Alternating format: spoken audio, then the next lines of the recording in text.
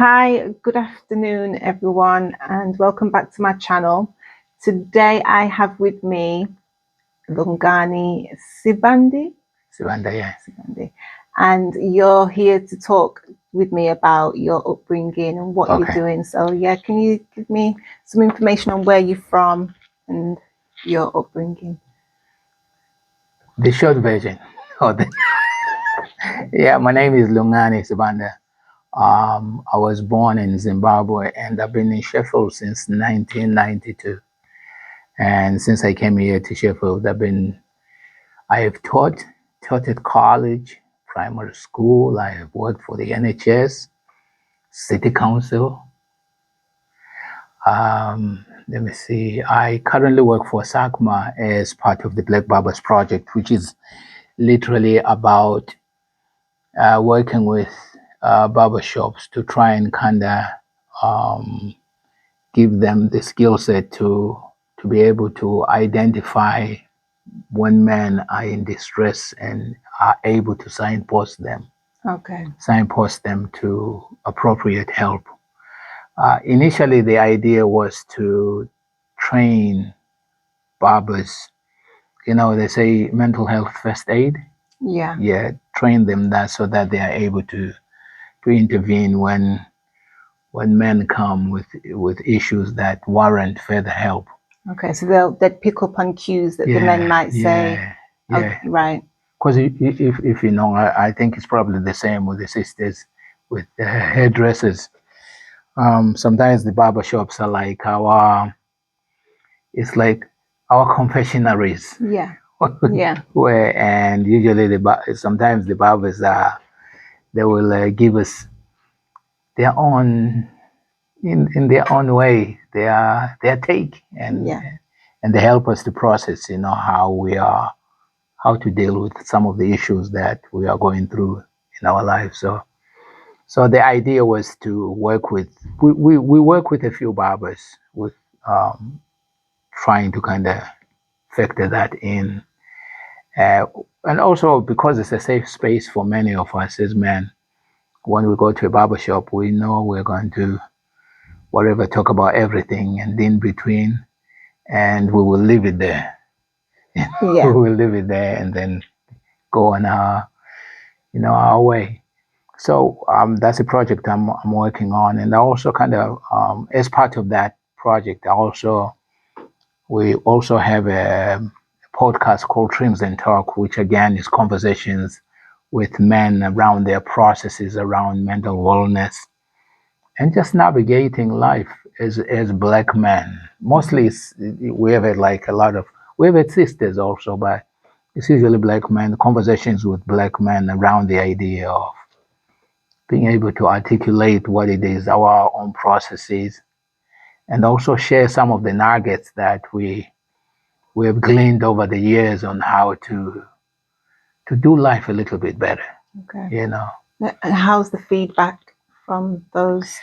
Would you call it's a man going to get his hair cut and at the same time he's talking? Are you being filmed? The conversation on Trims and Talk, yes, it is filmed. Okay. But it's filmed and it's usually audio. Okay. But it started off as audio, but now because we are usually in this space here, there's cameras and stuff, and so we use this space for that very reason. But so the feedback, are they coming back and letting you know how the conversation went? Yeah, many of the guys we have interviewed have said that it feels like therapy. Because if you look at it, I don't know how it is with you guys as women and stuff. As men, most of us, we don't talk. Right. No, it's not like we don't talk. We do talk, but usually you feel like you're howling at the wind. You know, that kind of thing, like you're howling in the void. But you don't get any feedback. You don't really you don't feel like you're being listened to or being heard in the process. So, but what we have in this case, because we are listening to some brothers, kind of tell us about their process or how they are doing life.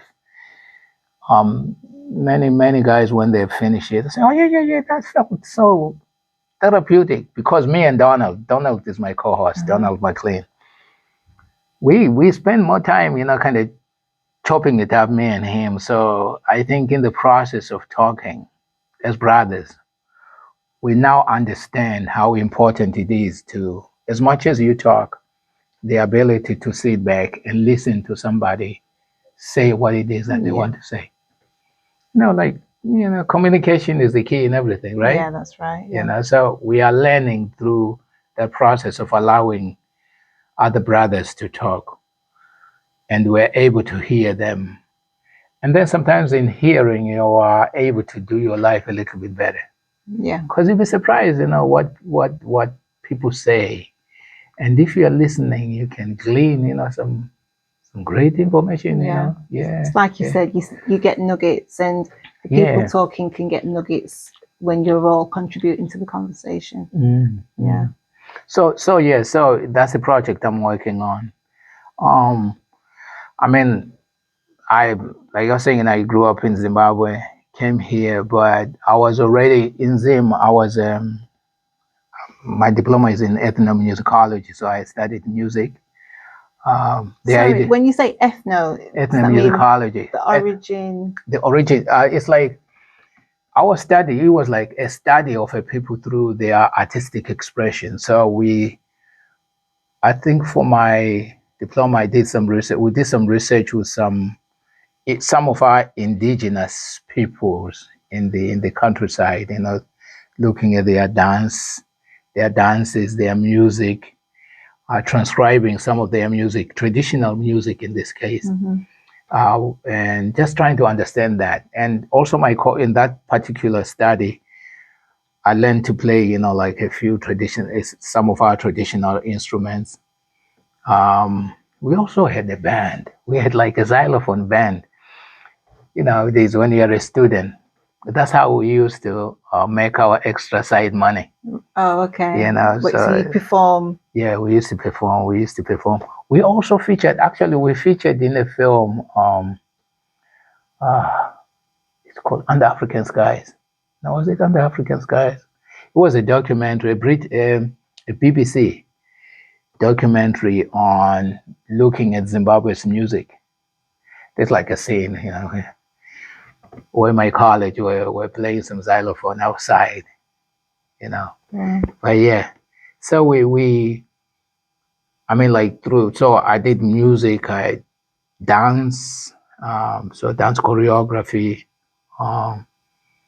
There's a lot of stuff we did. So the idea was, when I came here to Sheffield, the idea was to either do a degree or, do my degree when I here, but in music. But somehow I couldn't find a course that could build up on what I had already done in there. The closest one was somewhere in the States, and also was in London. Right. Okay. Yeah, but I didn't pursue that. Okay. So I ended up studying film instead. Here. So I did my degree in film at Huddersfield, University of Huddersfield, and then did my master's in international journalism at the Sheffield Hallam. Nice, okay. So, I wanted to be a journalist as a young girl. Yeah. So what still did? Lack of direction at the moment, and not knowing where to go, and restrictions as well. It's never too late, though. It's not, and I think that's why I'm doing this as well. I do like the idea of investigative journalism. Oh, that's the best. I like researching. Yeah. Me, I wanted to be I would have loved to be a photojournalist. Right. Because but then I do everything on it. You more or less do anything you want by the sounds of it. You get qualified in everything that you do. Yeah, I do literally everything. Yeah. There's nothing that without sound like I'm beating my own chest. No, you should beat your chest. if you're qualified and you're experienced, I think you have every right to be your chef. You think so? Yeah. No, there's nothing that they cannot do in terms of, from a technical point of view, especially around the area of creativity.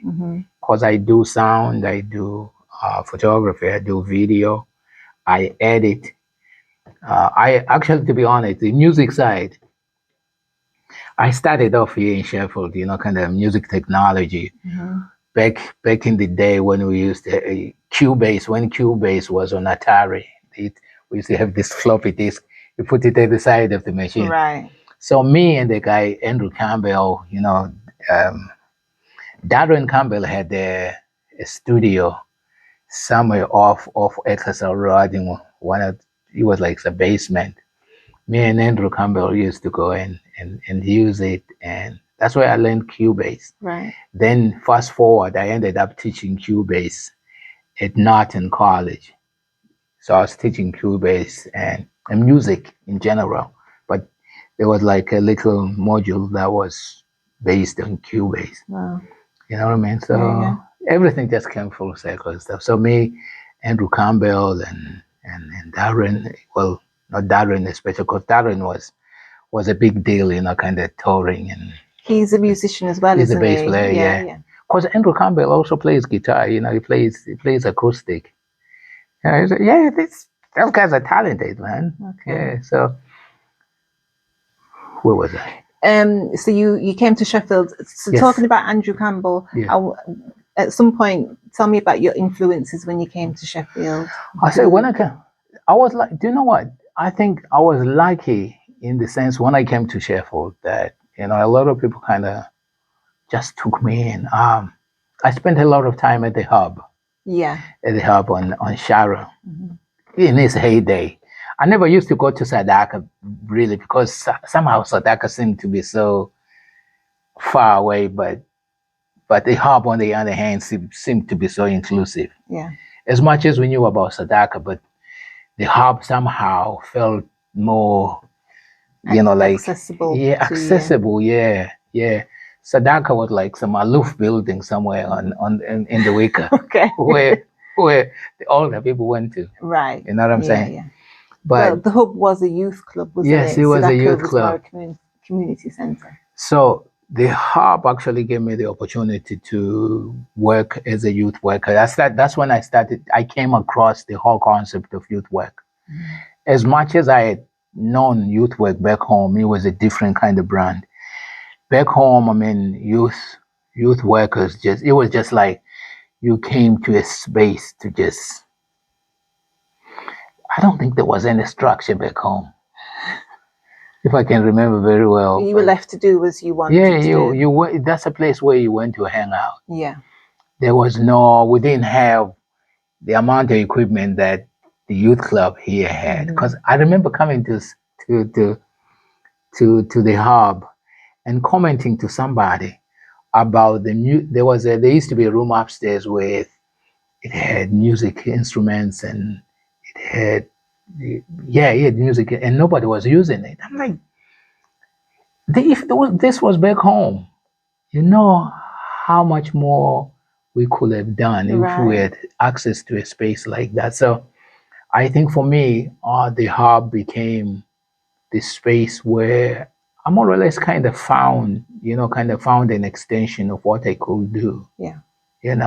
And also the likes of Clinton McCoy, there was Lorna Shand now, Lorna Wenham back then, Sonia Powell, all of those guys, they just embraced me. I remember Benjamin's mom, Benji Hamilton. Yes. Oh, goodness. He's a DJ. Yes. I remember one time there's a group that came from Zimbabwe to tour. They were a theater company. They came to Sheffield. And I was talking to some of the guys, in our local tongue. Yeah. And Benjamin's mom turns to me and says, "Oh, I thought you were one of us." Because it's like I've been around I would say the West Indian community in Sheffield just embraced me and just took me as part of their own.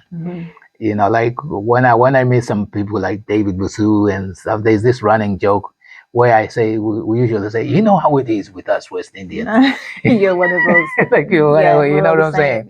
Yeah. So I would say the Lexi Clinton, Leroy Wenham, all those guys basically kind of gave me an opportunity to be, you know, to grow. And they also gave me access to spaces. And that also, it was like it was like a training ground without really being structured as a training ground. Yeah.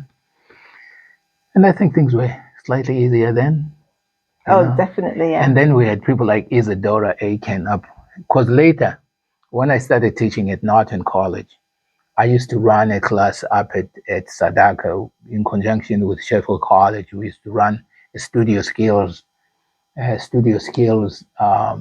class upstairs at the studio, at the Bob Marley Studios back then in Sadaka. So everything just somehow, everything connected in some weird way, you know.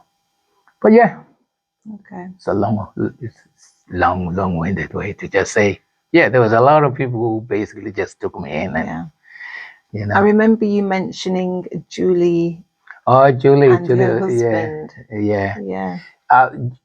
When I first came, I mean, like, cause for many of us, when we come from abroad, no matter how much we have studied or what have you, there is always this push that even though my the marking board for either my O levels or whatever was here, everything was. If you look at my GCSE certificate, it says Oxford. You know, it was the Cambridge or the Oxford board. All our tests were marked here. But when you suddenly move here, they want you to study a course or something here to kind of, which then kind of somehow is meant to bridge the gap so that you can go to university here. So I ended up doing the Black Access course. Right. So Danny Mashengele, the late Danny Mashengele was the one who organized for me to end up on the Black Access course. And one of my teachers, who's still a good friend of mine, was Julie Ojinaka. Who then ended up marrying my big brother, Ogo Osamo, here in Sheffield. And Ogo was the first person.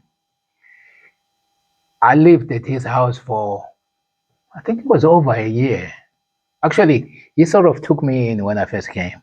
And then by some stroke of luck, I ended up staying with him for about over a year. And he took care of me. This is the first time that I had somebody basically who I said, basically was more than family. Yeah. It was like family in the sense that he took me in, didn't ask me for a penny. You know what I'm saying? Which is he just basically opened his home and just, and he was just, and he continues to be family up to this day, and he's one of those people, like I say, if he asks me, I just say where and when. Right. You know what I'm saying? Yeah. And also another thing that I learned from him is the fact that for him, if you wear this, he made me look beyond just, oh, this guy's from Zimbabwe, this guy's from Nigeria or Ghana or Jamaica or wherever. He made me realize that we are all the same. When somebody is looking at us, they don't think, oh, all they see is this. Yeah. We may talk different, we may present different, but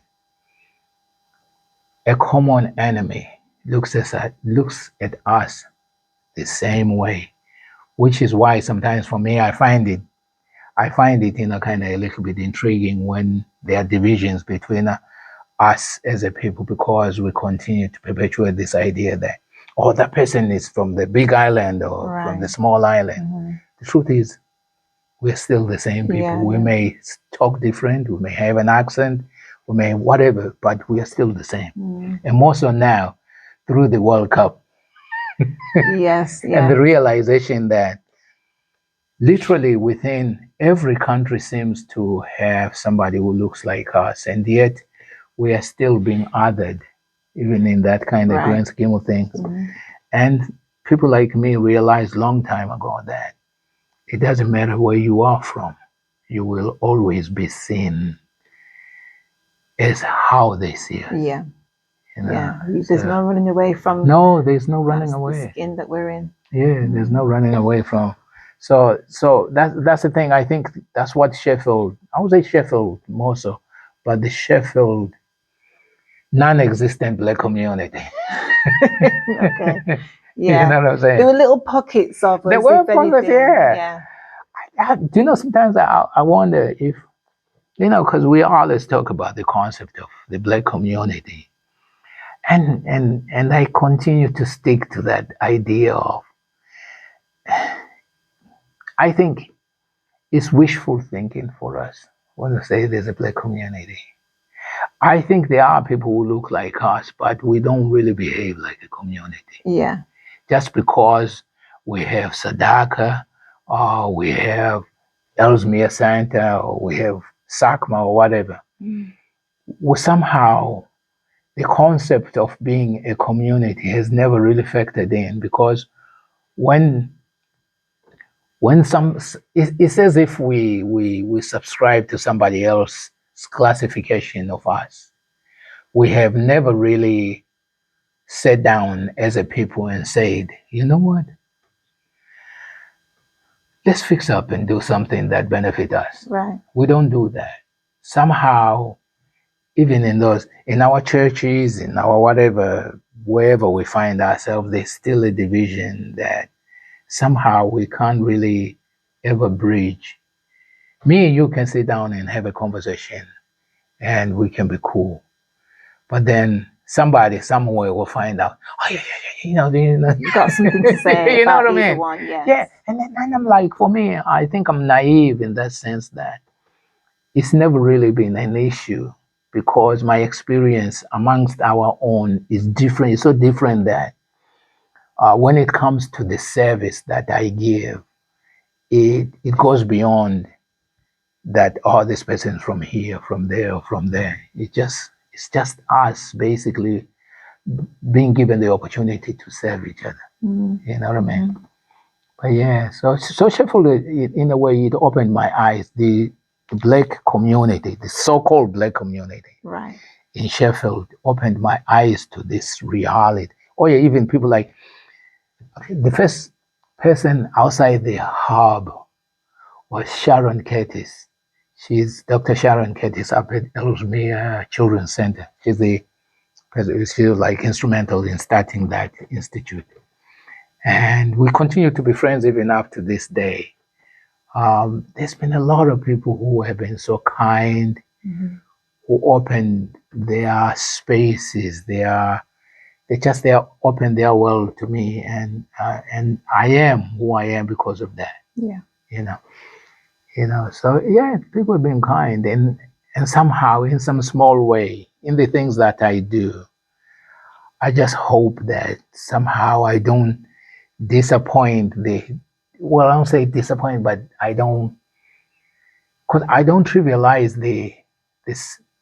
what they've done for me, and I hope, like in a small way, in the way that I navigate Sheffield or the rest of this world, that is with the same kind of kindness and love that they extended to me. Because I think that's our humanity is not just meant for those who share the same DNA as us, and who share our family, through biology or whatever. But sometimes it's like our kindness have to extend beyond that, right? Yeah.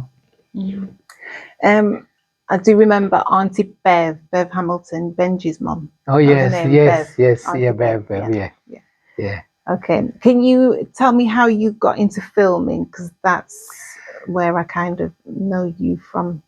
Oh yes, I know what you do, kind of. I studied. I was back in Zimbabwe. After I finished school, after my GCSE, because somehow we didn't have. Yeah, well, of course, we didn't have the internet back in the day, Right. so access to information about how you progress from secondary school to college to university and all that. I didn't have that information that could do that. I remember at the time we had a lot of people who ended up playing football. You played football locally and then ended up actually being picked up by a team here in the UK. I remember people like Peter Love. He used to play for Liverpool, and then he also played for Sheffield United.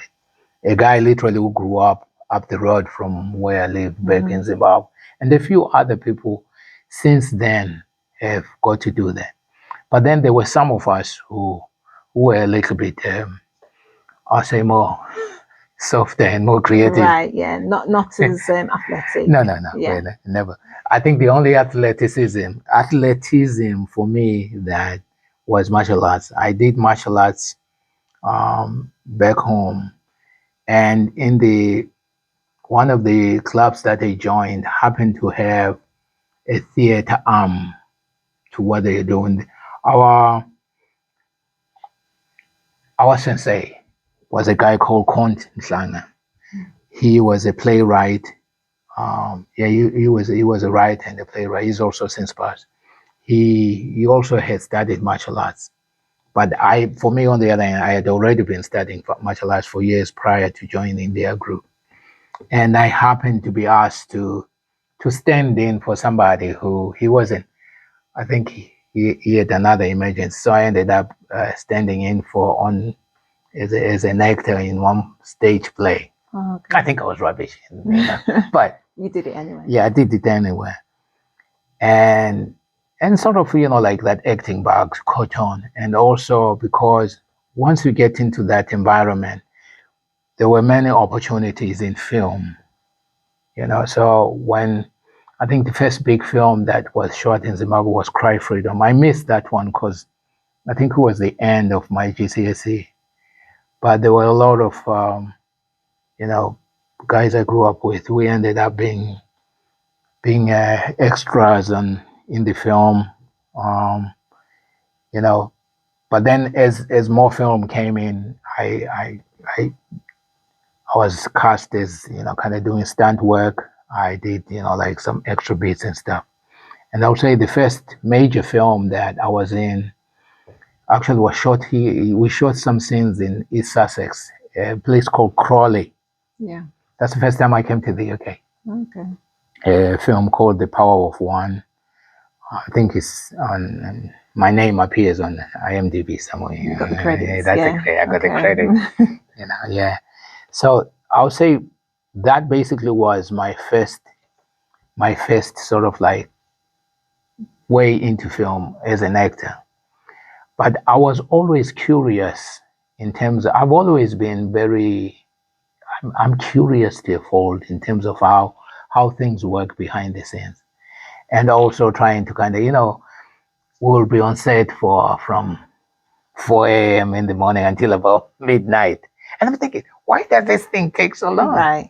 But to be honest, and I always say to myself, maybe I can do this a little bit quicker. Yeah. Do the same a little bit quicker. But that was before I understood, the science behind, filming, lighting and having the right environment to shoot in, because back then things were not as we didn't have the technology to do stuff. So you had to, if it was during, if the scene said it was during the day, you shot during the day. If it was at night, you shot at night. You had to wait until night. You had to wait until the environment was right. But nowadays, because there's green screen or blue screen or whatever, there's a lot that you can do now, and also through the use of lighting and whatever, there's more that you can do now. Okay, save time and to save time, money. and money, and money. It's usually the money element that actually makes the time frame a little bit longer than it should be. You know what I'm saying? So I think the curiosity, and also why I ended up studying film, because prior to studying film, a friend here in Sheffield gave me a camera because I was already, kind of doing photography and stuff. Photography, you don't really learn. Well, you don't really have to go to you have to go to a school sometimes when you want to be able to put theory to your practice. You have to study what it is that you do. And I think that's why I decided to do my degree in the digital film and effects production. But literally because I was aware that, of course, you can do the thing. Practically, you can learn and you can teach yourself to do anything. But as an educator, I wanted to be able to put like some theory when I interact with people, because I am one of those people who I feel, many of us can do the thing, but we can't talk about it. Right. And there's a Maya Angelou, there's a quote that's attributed to her where she says, "When you receive, give. When you learn, teach." You see what I'm saying? Yeah. So that has always been underpinning and why I do what I do. When people come into our spaces, do they leave a little bit better than when they came? You know what I'm saying? And I think that's how we should really interact as human beings. I don't want people to come into my space and leave dumber than them. She was talking a lot of foolishness. You know what I'm saying? I think we should be intentional in what we saw into other people. You know what I'm saying? And that's how I try and navigate the world. Okay. So that's why I did in a roundabout way again. I entered into film out of curiosity, and also because I am curious to a fault. If I see a button, I'm going to press it. What's this for? Yeah. What is this for? Let me see. Even up to now, I mean, my curiosity is still the same. When I'm around my boys, I say, "Oh, you can't say that, you be cancelled, though. You can't do that, and stuff." I'm the guy, like you were rightly saying, I think there are some of us who haven't really grown. Well, we have advanced in years, but our curiosity is still there. Yes. We are still in the playground. That's a nice way of putting it. It's not really childlike. It's more the curiosity. And knowing how to play and learn still, or learning through play and curiosity. Exactly. And I think sometimes, like being young at heart, that sense of it does more for our soul than just saying, well, I'm now 57, therefore, this, I have to be stoic and I have to be miserable and you know what I mean? Yes. I think play actually kind of keeps us young. Definitely. And memorable. People remember us. Say, "Oh yeah, I remember that dude. That guy always says stuff that's outlandish." Those are people those people are remembered. But if you're the serious guy always at the back, people don't really remember. They say, "Oh yeah, he's miserable." They don't invite you to the party. No, they don't. Yeah. So I'm curious about, so were you doing GCSEs in Zimbabwe? In Zimbabwe, yeah. So it was so that you can come to England with those qualifications? No, it wasn't even that. My coming to England was a funny one. I had already been, because I came here when I was filming. When we're filming The Power of One. Oh, I see. Yeah, when we're filming The Power of One, that was the first time I came to the UK. Now I go back home and an opportunity comes up.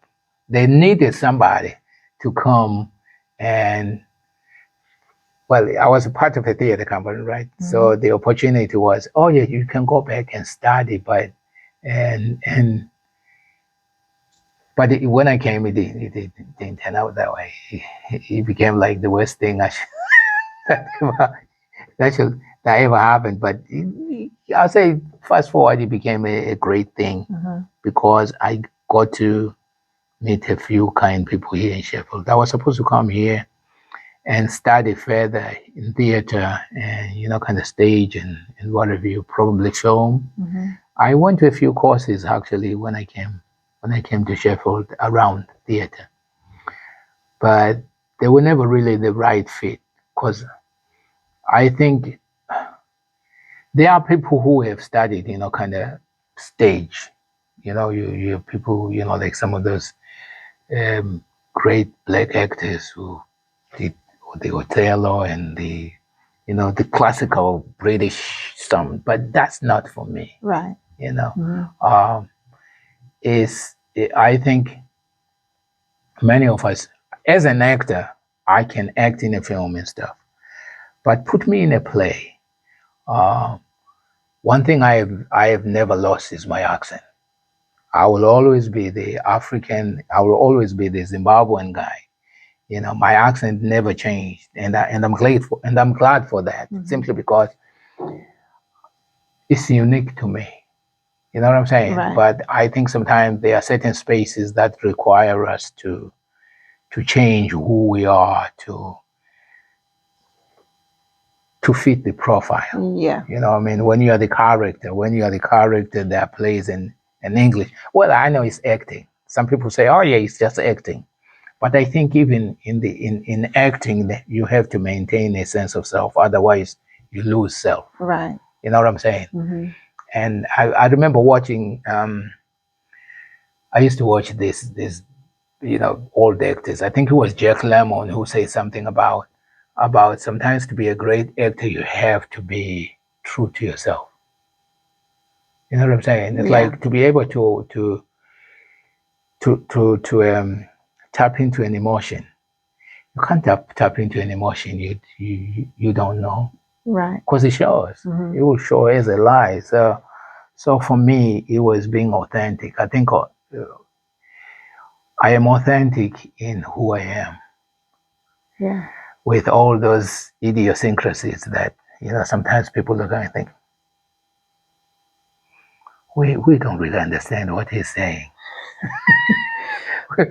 We don't know what his accent is from. Actually, this is the weirdest thing. I remember going for an audition. This was back in Zim. I think the casting guy at that time, a guy called Paul Tinge. I remember his name because we ended up being good friends. He said to me after he'd done the audition, I can't remember which film it was. I think it was there was a film called A Dry White Season. It's got Donald Sutherland in it. I auditioned for that film, for one of the parts in that film. I ended up being in the film, you know, kind of doing stunt work. But when I auditioned, after the audition, they say to me, it's like, where is that accent from? They couldn't place you. They couldn't place me. Even now when I was back home, my accent has always been what it is. There are some people who will hear me and say, oh, yeah. You sound like, you from Zim, right? Like, yeah, they can tell.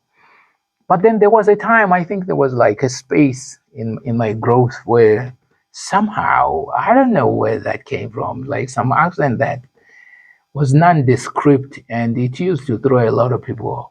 You know what I'm saying? And so when the guy said, I'm like, but now it's like people know where I'm from. Because they know you. Yeah, because they know, probably because they know me, yeah. But sometimes when I say, oh yeah, they say, what's your name? I say Lungani. I say, where are you from? Uganda? I think it's because it's in Lungani and there's a similarity and stuff. Yeah. But then I think sometimes people's ignorance.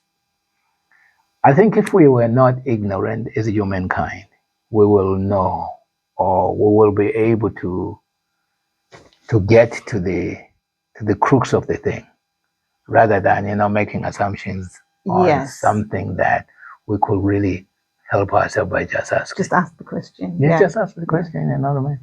What does Lungani mean? Oh, my name. I think it means to be good. My parents.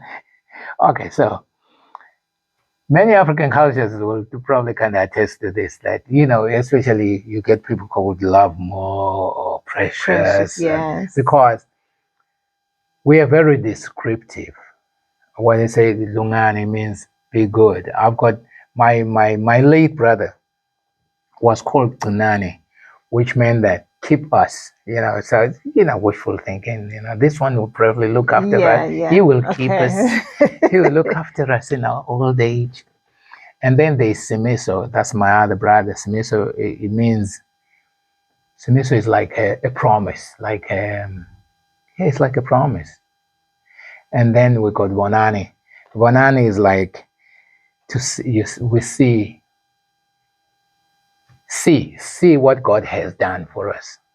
Okay. And then my youngest sister, and this the only girl in my family, is called Nkosipendule, which means the Lord has answered us. Okay. So it's like they're having a full-on conversation. Exactly. With the universe, with God, with God. To bring to the planet everything that they want and desire. Exactly. And they wanted you to be good. Yeah, wanted me to be the good one because I'm the eldest of the all. So Right, okay. Yeah. And then they wanted my lay brother to keep them, so look after them. I see. And then Simiso was he's the promise, even though there's nothing promising about him. So how was your upbringing with your family, your siblings? I was raised. You know what? I was raised by my grandparents. So me and my younger sibling, well, with my second brother, were raised by my grandparents until age about 8, 9, and then by then, I think my parents had got their act together. They decided to live together and build their home. Oh, okay. So when we were born, I don't think they would. I think it's a universal black story. There's a lot of people who had children before they actually got their act together. Right. Yeah. When they were not even living together, living in separate places, and yet they're making families. And you're like, this is bogus, right? so down the line, they got their act together and decided to bring me and my brother. They were now at this time they were a couple. Official couple. Yeah. I was never invited to that wedding, so I don't know. They were official, but yeah. They spoke. I think I remember parents speaking about one day we're gonna get married and stuff and whatever. I don't think that wedding ever happened. At least I wasn't at that wedding. Okay. Yeah. But they have the same surname. Yes. The same surname. Okay. I don't know.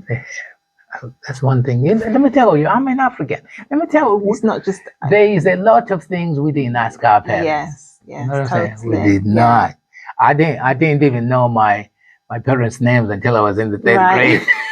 When they were asking, "Oh yeah, what's your parents' name?" Because you never really even called your parents by their first name. It was disrespectful. Yeah. I think it was disrespectful to know their first name. Yes. Never mind to name to basically call them, "Hey, George." Right. You know what I mean? Yeah. So it was ridiculous to even be asked at school, "Hey, what's your parents' name?" Mom, Dad. Mom and Dad. You know what I mean? Yeah. So I was raised by my grandparents, and everything I got to know was through them, or at least I think.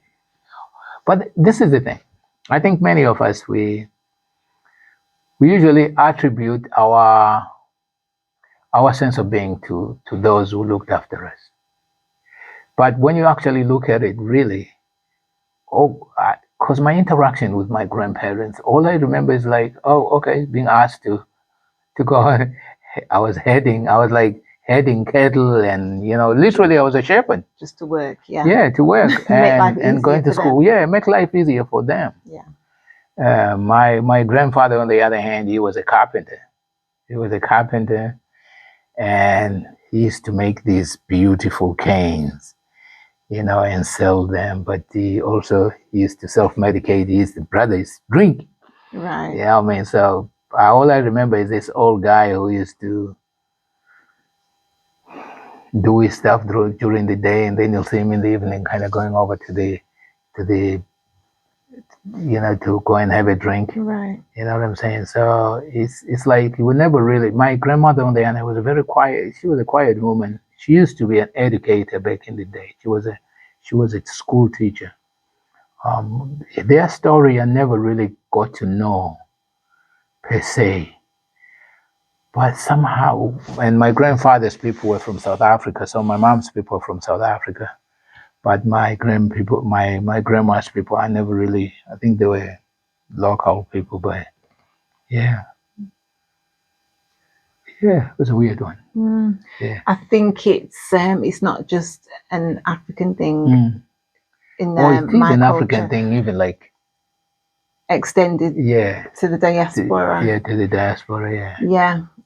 There's my granddad passed, and as much as I went to Jamaica and visited the family, now that he's died, it's like, wow, I could have asked him so many questions about his upbringing. I could have got the recipe for the jerk chicken. Yeah, it's a shame really when you think about it. They were there for so long and they were giving us, a good life. Yes. To the best of their ability. And what we know about them is so limited. It is so limited. It is very, very bizarre. And I think that's why, things, platforms like 23andMe and all those other DNA, kind of services are very, very popular in this part of the world. It's because we are still trying to bridge the gap. That really we had I'll say probably the knowledge to be able to talk to our elders, it wouldn't be an issue. Yeah. Luckily, since I've got older, I've been able to talk with my grandma. Yeah. We have really good conversations. So I've got more of a picture. But yeah, it's not until we get older. That's it. It's bizarre though. But do you ever talk to your son about your? I talk to my son about everything. For everything. Yeah. If he asks a question, I know he's ready to talk about it, and he gets it.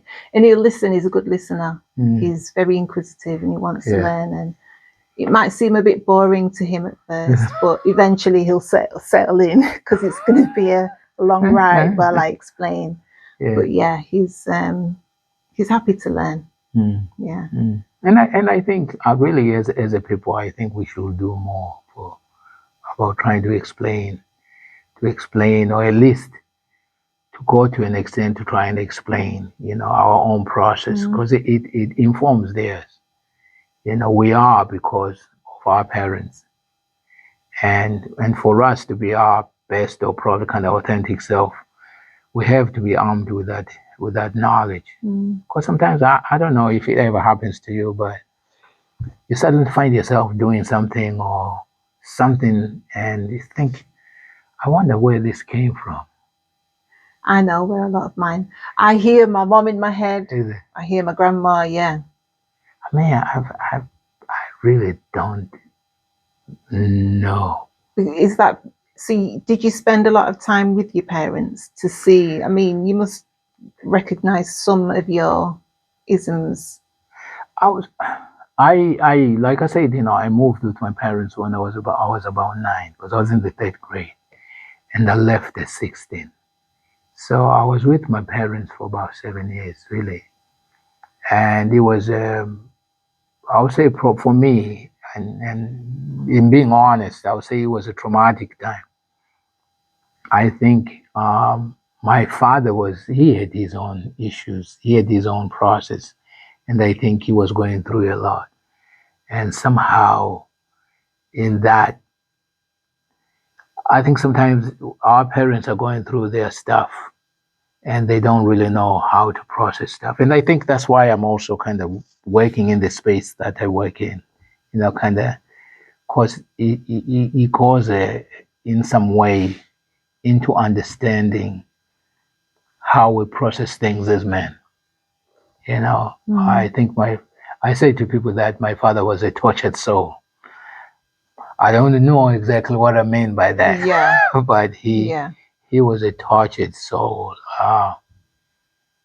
Bouts of something by which he never really because I don't think he knew who his lineage was. It was who his was. So he was searching. I think he was searching for something he never really got answers for, and somehow that frustration then transferred to this volatility that you find sometimes in men when we are still trying to figure things out. Yeah.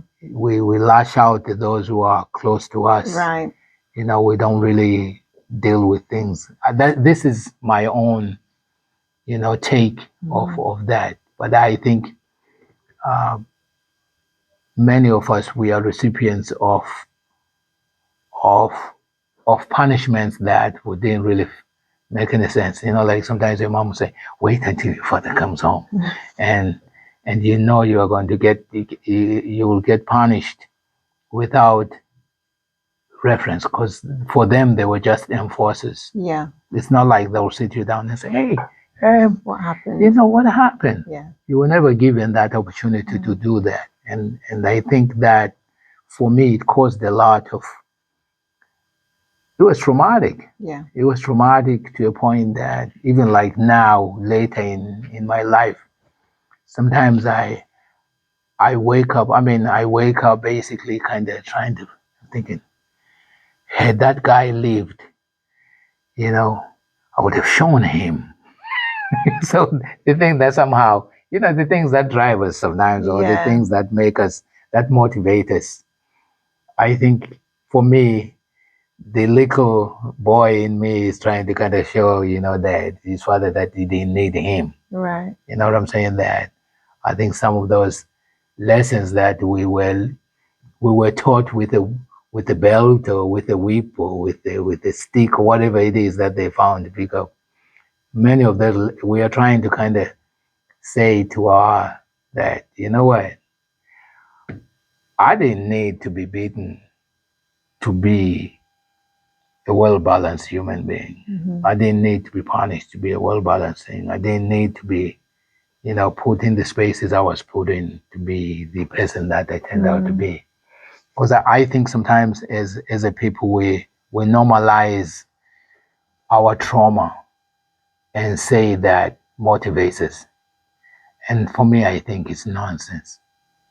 I just think it's, says whatever don't break you will make you stronger. That's foolishness. Right. Some of us are traumatized by that thing that we tell ourselves didn't break us.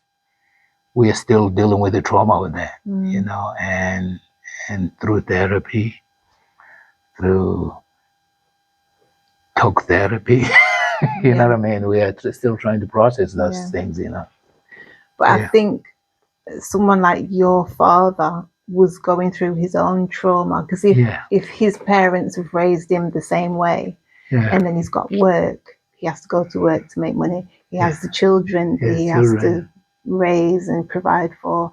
His wife, probably your mom is expecting certain things. So, and then your mom's dealing with it as well, and the expectations. It must have the whole of it, and then you come to England, and there's the racism. I don't know what it was like in South Africa. I know there were.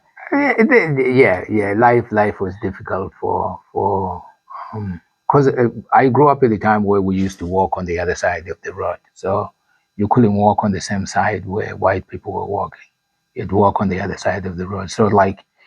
Then if you were biracial, depending on your skin tone, if you are the dark side of that biracial union, then you will walk on the side of your mom's people, or if you are lighter skin, you walk on the other side. So your child or your mom has to be on the other side of the road, because you're a different color. Exactly, because we're different. I think that whole classification of color, it created a lot of it created divisions between families, because if you were with your siblings, one is darker tone and the other one's lighter tone, suddenly it's like a little hierarchy. One is elevated than the other. And I think even when you go to the diaspora, it's still the same mentality is the same, where we factor people in because they've got a lighter tone.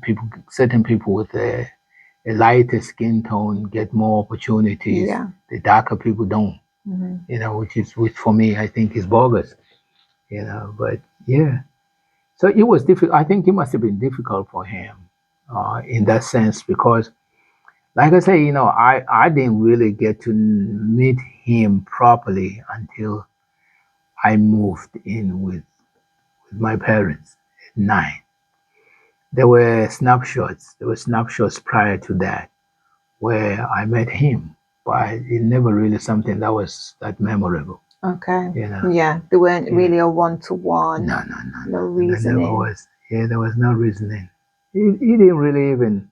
I think most of the conversations that I had with him at a certain point was when I had left home, and I will go and see him at his workplace, and he will, when he was going back home, he will walk through to see me.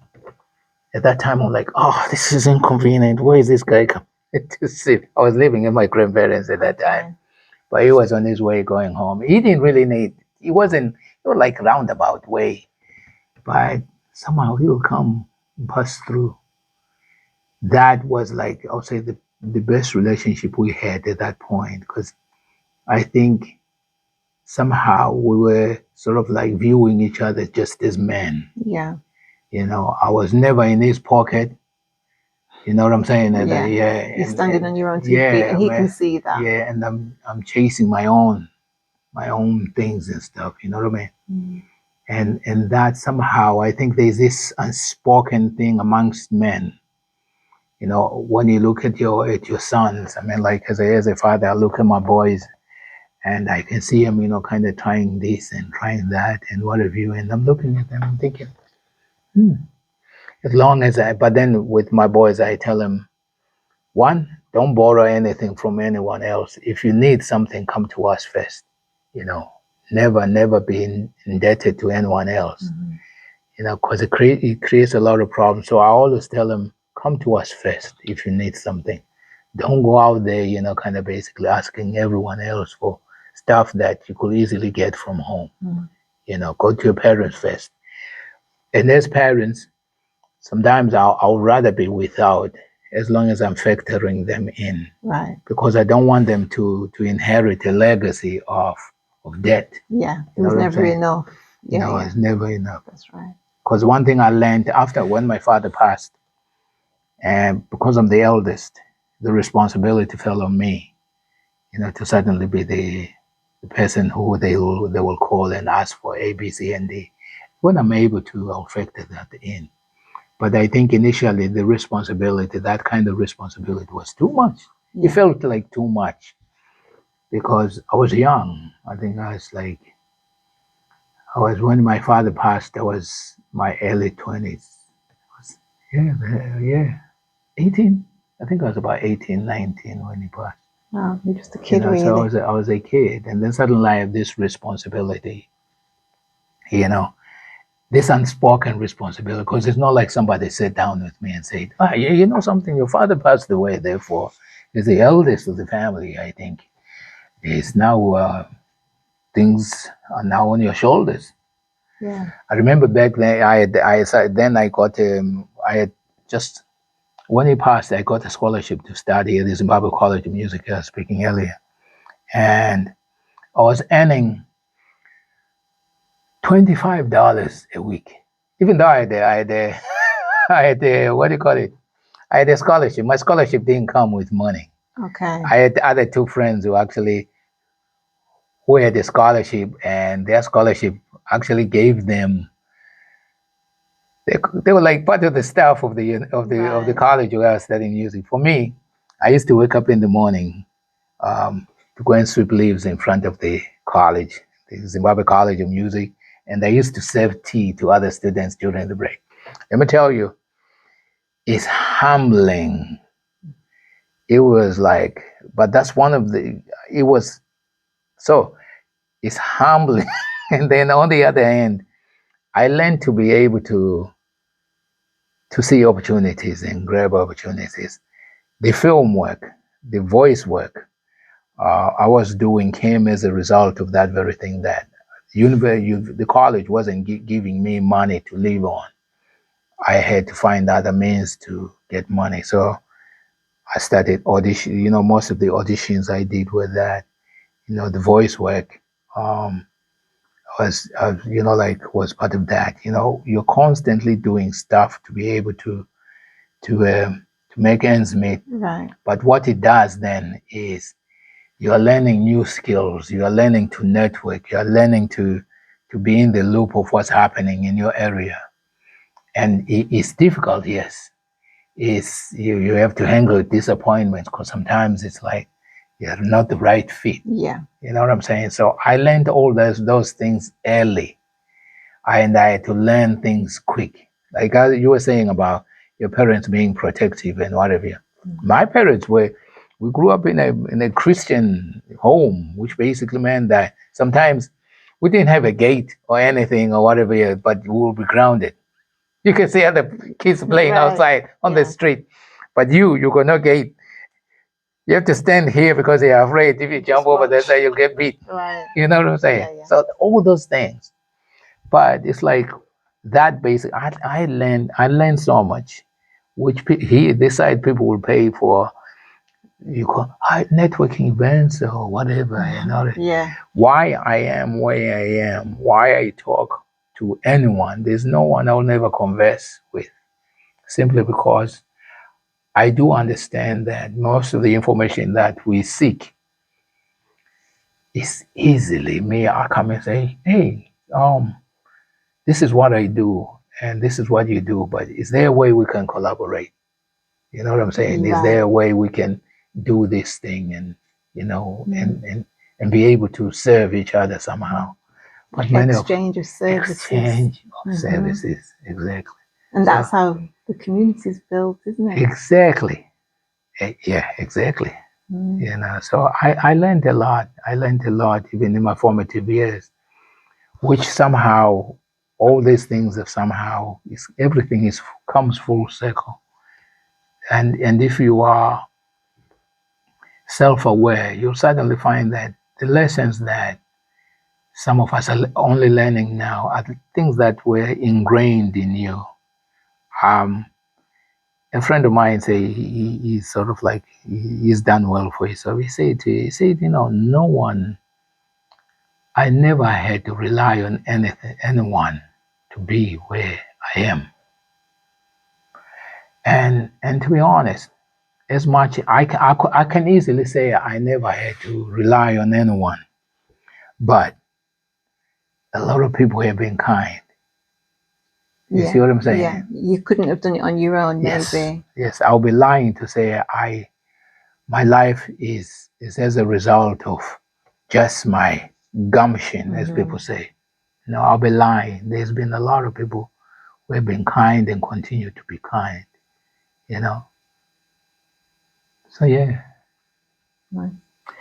Okay. Do you have any future plans for yourself? Is there more? Do you have more broader interests? My one of the biggest things that I've always wanted to do, which is at the moment, there's a couple of documentary films that I'm working on. But my thing was to build it's not like a community, kind of station or whatever. But I have been in meetings, especially here in Sheffield, where people say, "Oh yeah, the Black community." Again, that non-existent Black community, the Black community. The pockets. We're still classed as a hard to reach community. Even now. By who? By the status quo.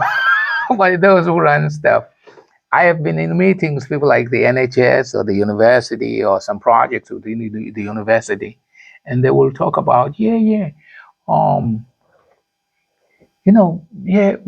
are needing people to do this thing, but we can't seem to find the right people. So I'm also part of a research, sort of like a research group run by SACMA, and a good friend of mine, Shelley Samuels, she manages that as part of DERA, which is the Deep End Research Alliance, which works in conjunction with the university. I'm part of their research pool, you know. And again, because of that thing that we're still classed as the hard to reach. And so they want people who look like the very communities that we serve. They want us to be the faces that interact with those entities that they are trying to research on. Because somehow, like I was saying, we're still hard to reach, even though we have been in this part of the world for hundreds of years. Forever. Yeah. Forever. And I think again it's due to that thing that we continue to make assumptions about each other. So my what I wanted to build was this I had this conversation with Cynthia Brooks, who I think you know. With Cynthia Brooks, she worked on a magazine back in the day called The Color of Hell. Oh, And yeah. she also was a presenter on Radio Sheffield. Wonderful woman. And the idea was to create an information hub for Sheffield, where people can access information. You know, like sometimes we have Black History Month. I don't know why we have Black History Month. It's great. It's great. I've got my own thoughts about the Black History Month. You can share them if you like. And I really think, if Black history was that important, it really wouldn't be castigated to a month. Okay. See what I mean? That's my thoughts. That's my initial thoughts about that. But I think what we needed was our own information network or hub. Back in the day, you knew where dance was, but we didn't have social media. Yeah, true. You see what I'm saying? Somehow we knew. Yeah, somehow we knew. So what changed? So for me, I've been wanting to kind of build this ecosystem. That's not necessarily a WhatsApp group or a Facebook group, because those platforms are not made for us. They're not made with us by us. You know what I'm saying? But I wanted to build an ecosystem that can inform those who are interested in what we produce or what we create or what we consume. You see what I'm saying? So at least when you come say, oh yeah, I just came from Ghana or from Gambia or from Zimbabwe. Where do I go to buy food that I used to have back home? You know what I mean? Right. These things, yeah. And then you're able to say, oh yeah. Because then everybody knows. Or you can just say, look at this everything that. So this idea was conversations we have with each other that inform, content that we create that inform, you know, kind of those conversations that build us as a people. That's one thing I would love to kind of at least start and leave for the next generation to kind of build on. We used to have something called What's On in Sheffield back in the day. Yeah, we did. Yeah, What's On used to inform us. It was a secular that used to inform us of what was happening. But usually it's around people like areas like Lyceum and Leadmill and whatever. Okay. Oh yeah. Yeah, and I think we still need something like that. But unfortunately, and then we had placed entities like SCR. You know, that saved us, even though it was classed as a pirate station. It helped us because we got to know the new music, which artist was coming into this part of the world, all those things that feed our soul. You know what I'm saying? So we still need that. Yeah. Yeah. I think with with technology, we do have access to all these other radio stations all around the world. Yes. So we would probably give our own locals a bit of a break to expand and find what's out there. So yeah, maybe we need to just come back to what's to more creating central. to something that because I think the fragmentation of the community, especially here in Sheffield, is because I think when people made good, when they made money, they moved to the white areas of Sheffield, but then we still have, I mean, a good friend, Dave Campbell. Dave Campbell is one of the most connected, even though he's done well, he still is like just part of the community, and he gives to the community. He's so generous with his experience and this information, and there are people like that. And for me, I still want to kind of tap into that information, that to at least so that their voices don't disappear with them. Right. You know what I'm saying? Yeah. Yeah. So that's the thing. I don't know whether it'll be a channel or whatever it is, but it will just, I'll say, a reservoir of information. You know what I mean? That's accessible to people. Not one of those, some people kind of they'll get their information and then put them in a vault something, and then we have to, down the line they suddenly find ways to monetize it so that we are paying for the information that we willingly gave. Yeah. It belongs to us anyway. Yeah. So that's the kind of thing, something that's accessible to all of us. Yeah. I'm thinking of something like a Yellow Pages. We've all got it. We've all got this. If it's a manual, a booklet, and everyone's information is in there. Maybe it gets renewed every updated is new. Yeah. Because I was, like I was saying, I was at the Crosswire podcast festival last weekend. Well, this past weekend, and I was looking even like on their publication. I didn't see anyone from Sheffield that I recognized. And what was that? The Crosswire podcast festival here in Sheffield. Okay. And there was no one I know in that from Sheffield. Yeah, the festival was here in Sheffield. Crosswire. Okay. Yeah, it was a festival which somehow seems to have a national or if not international appeal. And yet I didn't see a face that I recognized in that publication. Yeah, that's not right. I know. So for me, it basically speaks to something that's broken in the way we actually either we are represent how we present, or maybe it's like we are here outside the people who subscribe to your channel. No one is actively looking for this.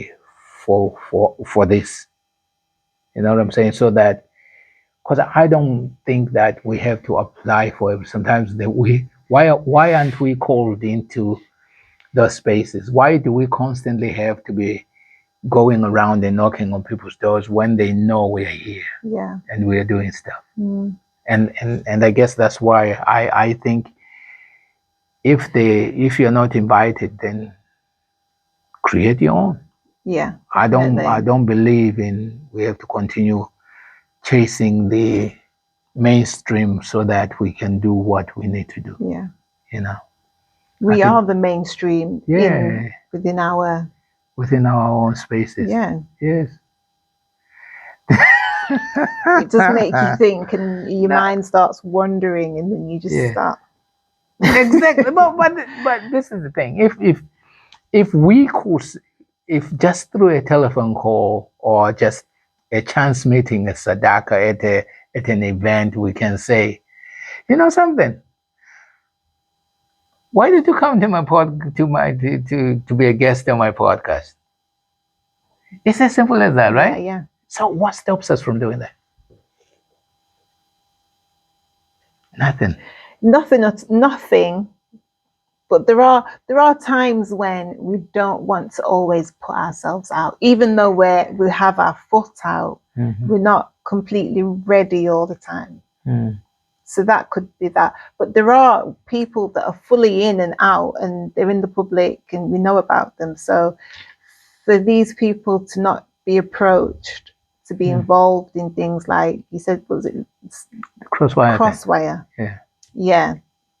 It's strange. It's things no. For me, it may because it's like the guy who actually manages it's from Sheffield, and yet, besides this guy, I went to go and film on Sunday. I didn't see any other people who look like me in this space. Right. Okay. I'm glad you specified that. I did want to ask, but So people that look like you were not represented. No, I don't think we have. Or maybe I'm just being me. As I spoke to the guy after I finished filming this thing for him, I said maybe it's because we are creating in a vacuum. We are not really. We are doing what we are doing in our small space. We don't really publicize ourselves, or like you're saying, we don't put our foot forward. Yeah. Maybe that's where the problem is. But we are creating music. We are shooting documentaries. We are filming stuff, but we're still not in those publications, those festivals that unless we are a big name or something. Maybe we need to be a big name first, and then people will be falling over themselves to invite us. Yeah, famous. Well, we have a few famous people in our community. Yes, we do. But, so yeah. But there should be more of us. Yeah, definitely. There should be more of us. Yeah. Okay. Is there anything else that you'd like to touch on? No. Okay. Well, thank you for coming a pleasure and talking with me. It continues to be a pleasure. Yeah. And I think maybe there should be a reoccurring thing, Yeah, definitely. That would make sense because you're always doing things. You're always finding new things to do. Yeah, definitely. I think next conversations will be like, also, what have you been doing? Well, it's this and that. Yes. Oh my gosh, so much has been happening. There's a lot. That's what we want to hear. Yeah. Yeah, I think, and then we can call that one the catch up. Call it the catch up. That sounds good to me. That sounds good. Like the catch up, because then it becomes like a way to kind of keep ourselves accountable. Yes. We hold each other accountable. Yeah.